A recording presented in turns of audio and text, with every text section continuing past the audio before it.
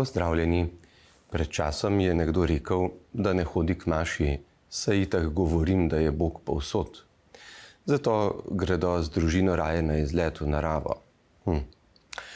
Vzemimo primer. Če pridem k vam na obisk in mi postrežete odlično kosilo in vas po kosilu vprašam, kdo je znal napraviti tako dobro kosilo, mi boste verjetno rekli mami ali pa moja žena. Vzemimo kosilo in mami. Mami je mnogo več kot kosilo, drži? Toda kosilo je odsev mamine ljubezni, znanja in spretnosti. Če mož sezida hišo, je mož mnogo več kakor hiša. Toda hiša je odsev njegove spretnosti, znanja, truda. Tudi narava in vse, kar je Bog z ljubeznijo ustvaril, je čudovita, a neskončno lepši in čudovitejši pa je njen stvarnik, Bog. Zato narava ni Bog. Kakor tudi molimo pri maši, polna so nebesa in zemlja tvoje slave, kar pomeni, karkoli pogledam v nebesih in na zemlji, mi razodeva tvojo lepoto, o Bog. Toda narava ni Bog. Zakaj torej se zberemo skupaj v nedeljo zjutraj k maši? Zato, ker se je na nedeljsko jutro zgodila za nas in za vse stvarstvo stvar, ki je našo usodo in usodo stvarstva preusmerila stran od pekla proti nebesam. Na nedeljsko jutro je Jezus vstal od mrtvih. Kot beremo na prvih straneh Svetega pisma, je Bog ustvaril človeka po svoji podobi. Bog je s človekom živel v zaupnem in ljubečem odnosu, prav tako pa tudi ljudje med seboj. V nekem trenutku pa se človek pusti prevarati nevoščljivemu skušnjavcu.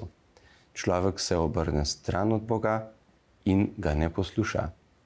Skušnjavec se kaže človeku kot njegov zaveznik, kot velik človekoljub, nikoli te ne bom zapustil. Toda človek se po grehu znajde sam, iztrgan iz ljubečih odnosov. Postane posameznik, ki ga je strah zase, zato greši, se pravi laže, krade, je ljubosumen, sebičen, posedovalen, zavida in tako dalje. Jezus, učlovečeni Božji sin, pa pride živeti med nas. Prišel je zato, da bi pustil, da nanj, ki je Božji jagenjček, da bi na njega zmetali vse svoje zablode, grehe, trpljenje, skratka vse, kar nas ubija, vse, kar trga naše odnose med seboj in z Bogom. Na križu razširi svoje roke, kakor bi ponovno hotel zbrati vse ljudi v Božjem naročju. Kakor bi hotel reči, naj te ne bo več strah zase, strah drugih ljudi, strah Boga, kajti spet sem te napravil Božjega sina, Božjo hčer. Bog je spet vaš oče in vi ste med seboj ne volkovi, ampak bratje in sestre.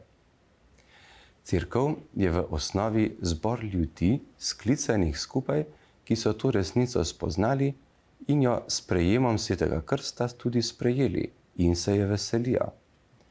Izraz tega, da nas je Jezus na velikonočno jutro spet zbral skupaj ob nebeškem očetu, kakor kokla zbere svoje piščančke pod peruti, je, da se na nedeljsko jutro zberemo v cerkvi, k maši. Maša namreč ponavzoči, naredi spet prisoten velikonočni dogodek, prav v našem kraju in času, tukaj med nami.